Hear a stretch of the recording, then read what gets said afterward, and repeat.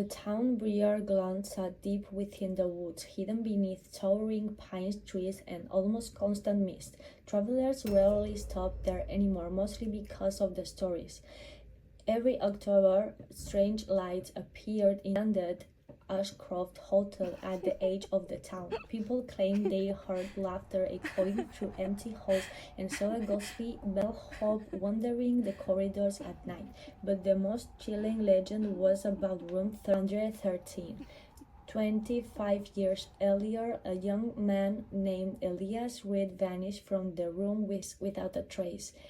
The police searched the hotel for weeks, but all they found was a shattered watch and blood smeared across the wallpaper. Nobody was ever discovered. After that, the hotel closed forever. Naturally, it became the perfect place for six friends to explore during autumn break.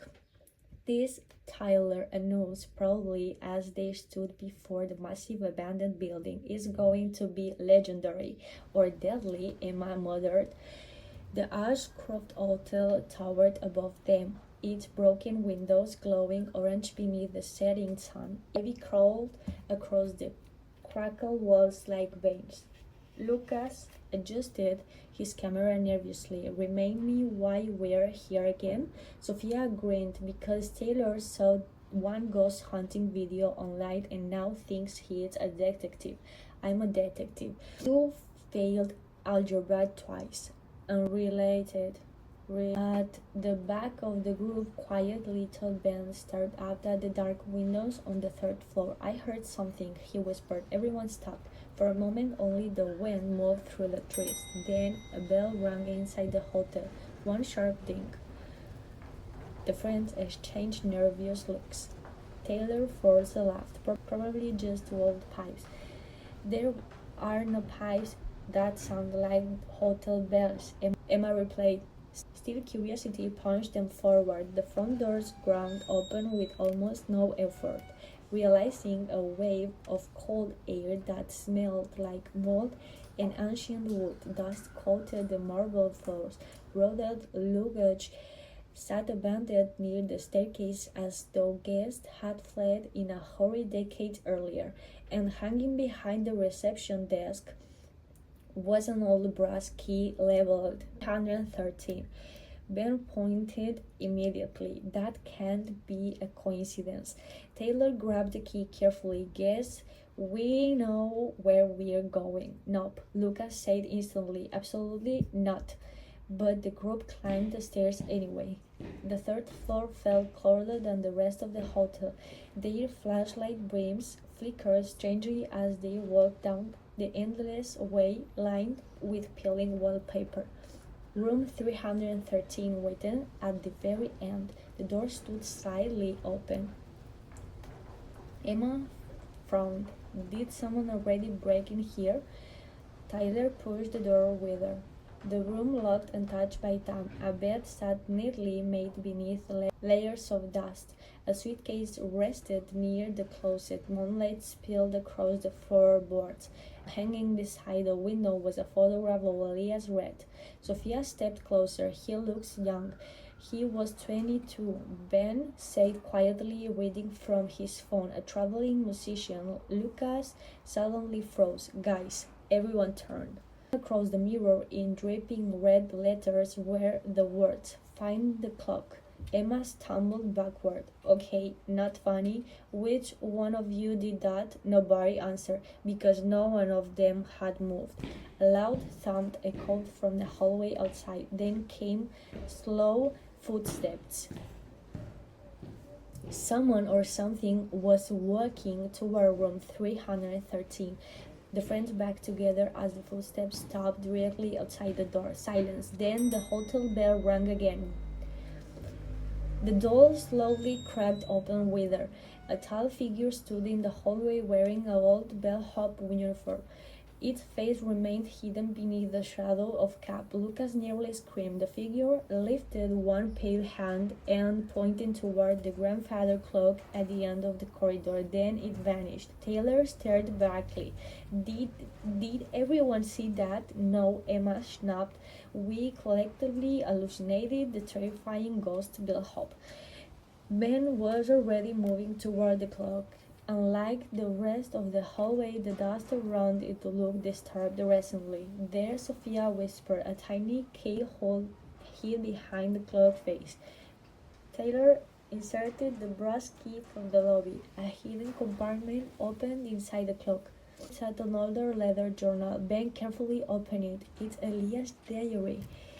The finally entries revealed something shocking. Elias had discovered illegal gambling operations being run secretly inside the hotel basement by the hotel owner Victor Ashcroft. Guests who lost large amounts of money were blackmailed to keep quiet. Then came the final sentence. Victor knows I'm going to the police tonight. Sophia looked up slowly. Victor killed him. Before anyone could respond, a loud crash echoed downstairs. Voices followed, real voices. Someone's here, Lucas whispered. Flashlights suddenly swept through the lower floor. Taylor peeked over the balcony railing and spotted two men entering the hotel carrying cold bars and bags. They're searching for something, Emma whispered. The diary being realized. One of the men looked upward. There, she shouted. The friends bolted down the hallway. Floorboards cracked beneath their feet as the men chased them through the dark hotel. Doors slammed mysteriously behind the group, slowing the strangers, almost as if someone was helping them. They raced into the old bar room, only to find themselves trapped. The men entered moments later. "Give us the journal," one growled. Tyler tightened his grip on it. "No chance." Suddenly, the ballroom chandeliers flickered violently. Cold air exploded through the room. The hotel bell rang over and over again. The men froze. At the far end of the ballroom stood a bellhop ghost. This time, everyone could see him clearly. Behind the ghostly figure appeared another man, a young musician holding a shattered pocket watch. Elias read. The temperature dropped sharply. One of the intruders screamed and ran for the exit, but the room doors slammed shut in their own. Police arrived 15 minutes later after Emma secretly called them during the chaos. The two men turned out to be Victor Ashcroft's grandsons. They had returned to destroy the diary after discovering evidence linking their family to Elias' murder decades earlier. As dawn approached, the six friends stepped outside the hotel in stunned silence. "So," Sophia said slowly, "ghosts are real." Tyler nodded immediately. "Absolutely." Behind them, the third-floor window of 313 glowed softly. A young man stood there smiling peacefully, a broken watch hanging from one hand. Then, with the first light of morning, Elias Red finally disappeared. The two men turned out to Blackthorn Manor. Detective Clara Vane stood at the iron gate, staring up at the ancient house that crouched on the hill like a wooden animal. Lightning cracked across the sky, illuminating the peeling walls and broken towers for only a heartbeat before darkness swallowed them again. People in the nearby village whispered about the ghost of Eleanor Ware. They claimed her pale figure wandered the manor every midnight, crying out for justice. 3 people had already fled the house in terror after hearing footsteps echo through empty halls and seeing shadows move where no living soul stood. Clara did not believe in ghosts, but she did believe in secrets. The manor's owner, Mr. Alden Graves, opened the front door before she could knock.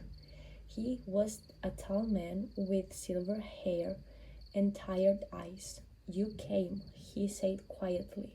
"You asked for help," Clara replied. "You said someone or something is trying to tell you about the murder." Alden hesitated before stepping aside. "It's Eleanor. She died here 20 years ago." Inside the manor smelled of dust, old books, and damp wood. Portraits lined the walls, their painted eyes seeming to follow Clara as she walked. A grandfather clock ticked steadily in the hall, each sound unnaturally loud. She was my sister, Alden explained as he led Clara toward the library. Everyone believes she drowned in the lake behind the estate, but lately he swallowed hard. Things have changed. What things? She appears at midnight near the east wing. Door slammed shut. Music plays from her old piano. Last night I heard her voice say, "Find the key." Clara raised her eyebrow. "And you think her death wasn't an accident?" "I know it wasn't." The library fire crackled weakly while Allen poured tea with shaking hands. Clara noticed several framed photographs on the mantel. In every picture, Eleanor Wren smiled brightly, a young woman with dark curls and fearless eyes. "What was she like?" Clara asked. "She wanted freedom," Alden said. "Our father planned to force her into marriage with a wealthy businessman, Victor Hale. But Eleanor hated him. And then she died." Yes, lightning flashed again. For a moment, Clara thought she saw movement outside the library window. The outline of a woman in white standing among the rain-soaked hedges. When she looked again, the figure was gone. At 11:55, Clara waited alone in the east wing. The corridor was silent except for the storm raging outside. Torn wallpaper hung from the walls like strips of dead skin. Midnight arrived. The piano downstairs began to play. One slow, trembling melody drifted through the manor. Clara followed the sound to the ballroom. Moonlight spilled across the dusty floor. The piano keys moved on their own, or seemed to. She stepped closer and saw a nearly invisible wire attached to the pedals. "Interesting," she murmured. Suddenly the ballroom door slammed shut behind her. A cold voice whispered from the darkness, "Find the key." Clara spun around. Near the staircase stood a faint shape of a woman in white. Hollow eyes stared directly at her. Then the figure vanished. Most people would have panicked. Clara walked calmly to the staircase instead. At the base of the railing, she noticed scratches in the wood. Fresh scratches. Someone had been moving something heavy.